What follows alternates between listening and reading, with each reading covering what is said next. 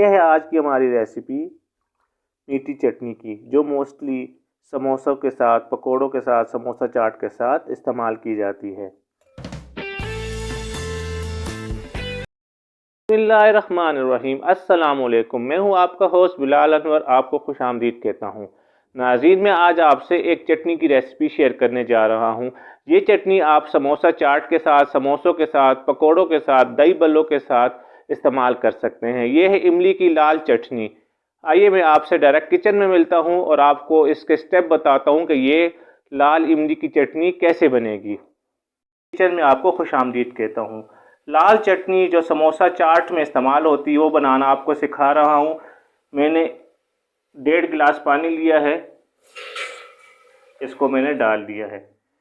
जिस बर्तन में आप बना रहे हैं उसमें 1.5 गिलास पानी मैंने ऐड कर दिया है। ये पानी को बॉयल आएगा तो फिर मैं इसमें मज़ीद चीज़ें ऐड करूँगा। आपको पता है जो लाल चटनी इस्तेमाल होती है समोसा के साथ, समोसा चना चाट के साथ, वो इमली और चीनी से बनती है। मैंने ये 100 ग्राम इमली ली है, तकरीबन 4 टेबल स्पून ये इमली बनती है। इसको मैंने नीम गर्म पानी में रख दिया कि ये अच्छी तरह नरम हो जाए। ये नरम हो जाए फिर इसका गूदा सीड से अलग करके मैं इसको छान के इस पानी में ऐड करूँगा।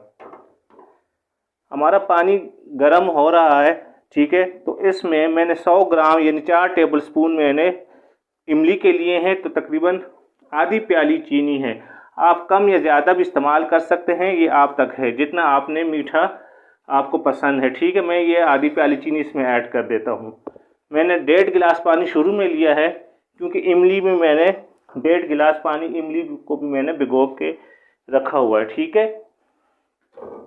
ये चीनी हमारी डिज़ोल्व हो जाए फिर हम इसमें अपने इमली का जो पल्प है, जो पेस्ट हमारा पानी में हल हो जाएगा, वो चान करके इसमें डालेंगे। ये चीनी हमारी बॉयल हो जाए फिर मैं आपसे दोबारा मिलता हूँ। पानी में बॉयल आ चुका है और चीनी हमारी अच्छी तरह इसमें डिज़ोल्व हो गई है, ठीक है। आप इसमें गुड़ भी इस्तेमाल कर सकते हैं, या आप तक है, ठीक है। गुड़ से भी ये चटनी बन सकती है। मैंने इसमें चीनी ऐड की है। चीनी अच्छी तरह डिज़ोल्व हो चुकी है। पल्प जो था 1.5 गिलास पानी था, उसमें मैंने 4 टेबल स्पून इमली का पल्प मैंने अच्छी तरह हाथ से इसको मसल के गुठलियों से अलग कर दिया है। अब आपने पल्प को चीनी के शीरे में छान के डालना है, ठीक है। देखिए ये मैंने अच्छी तरह इसको प्रेस कर देंगे कि पल्प सारा अच्छी तरह निचोड़ जाए, ठीक है। अगर आप समझ लें कि थोड़ा बहुत है तो आप इसके ऊपर थोड़ा और पानी ऐड कर देंगे।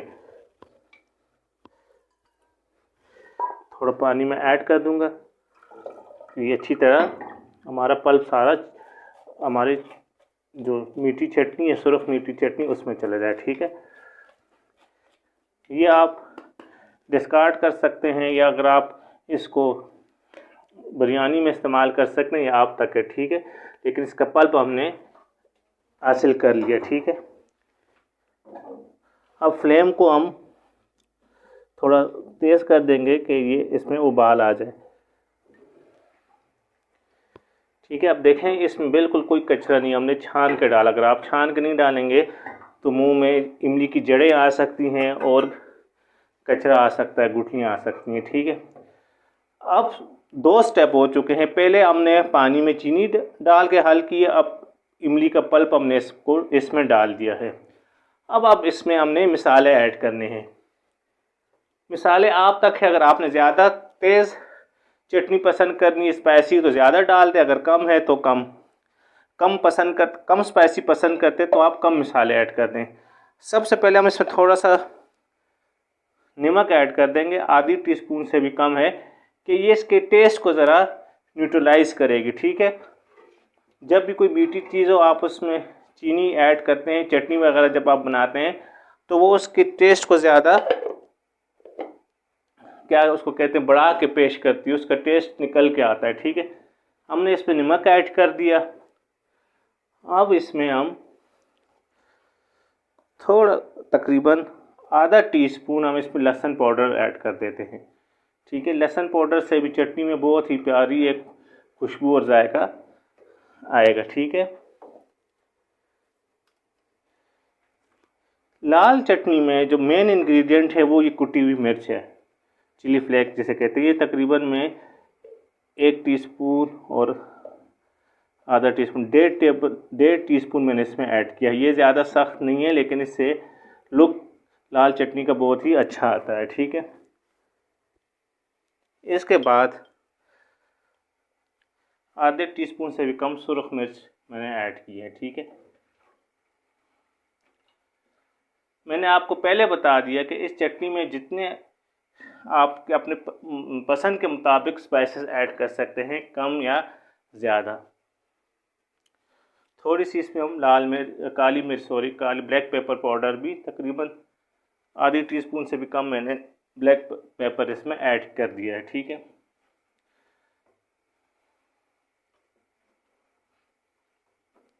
इसमें बॉयल आ जाए फिर हम इसको गाढ़ा करेंगे।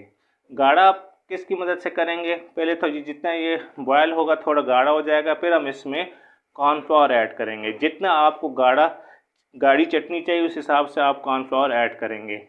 याद रखें कॉर्नफ्लोर ज़्यादा ऐड नहीं करना, क्योंकि चटनी जब ठंडी होती है तो कॉर्नफ्लोर इसके अंदर डाला होता है तो ये कॉर्नफ्लोर से ज़्यादा गाढ़ी होनी शुरू हो जाती है। ठीक है, क्योंकि चीनी भी है, तो इसलिए मैंने 2 टेबलस्पून आधे कप मैंने ये डिज़ोल्व करके रख दिया है कॉर्नफ्लोर। ठीक है, ये जब मैं एंड में इसको गाढ़ा करते हुए डालूंगा। फ़िलहाल मैं इसको बॉयल होने का वेट करता हूँ। अब इसको हमने लाल कलर देना है, क्योंकि मोस्टली आप देखें समोसा चाट जो बाज़ार में बेच रही हैं, समोसे बेच रहे हैं, वो मीठी चटनी जो होती है वो लाल कलर की होती है। आप इसमें अच्छी क्वालिटी का रेड फूड कलर ऐड कर देंगे। ठीक है, जितना कलर आपको रिक्वायर आप उस हिसाब से ऐड कर देंगे। ठीक है, बस मेरे ये कलर रिक्वायर है तो मैं इसमें और ऐड नहीं करूँगा। ठीक है, अब इसमें बॉयल आने का वेट कर रहा हूँ। इसमें अच्छी तरह बॉयल आ जाए फिर मैं आपसे दोबारा मिलता हूँ। नाज़रीन 1 से 2 मिनट में अच्छी तरह उबाल आना शुरू हो गया। ठीक है, इस स्टेज में आप इसमें चीनी स्पाइसेस चेक कर सकते हैं। अगर स्पाइसेस तेज़ है और चीनी अगर कम है तो आप इसमें मीठा ज़्यादा कर सकते हैं। चीनी जितनी आपको पसंद है आप ऐड कर सकते हैं। फ्लेम को मैंने स्लो कर दिया है। अब इस स्टेज में इसको गाढ़ा करने के लिए कॉर्नफ्लावर ऐड करेंगे। जिस तरह मैंने कहा था कि मैंने 2 टेबलस्पून कॉर्नफ्लावर लिया है, इसको मैंने आधे कप पानी में अच्छी तरह डिज़ोल्व कर दिया है। ठीक है, जितनी आपको गाढ़ी चाहिए उस हिसाब से आप कॉर्नफ्लावर ऐड कर सकते हैं। मैं शुरू में इसमें 2 चम्मच डाल के देखूंगा, अगर ज़्यादा पतली हुई तो और डाल दूंगा, अगर नहीं पतली तो ठीक है। जितनी आपको गाढ़ा चाहिए उस हिसाब से आप कॉर्नफ्लावर ऐड कर सकते हैं। थोड़ा थोड़ा कॉर्नफ्लावर इसमें मैं ऐड करूंगा।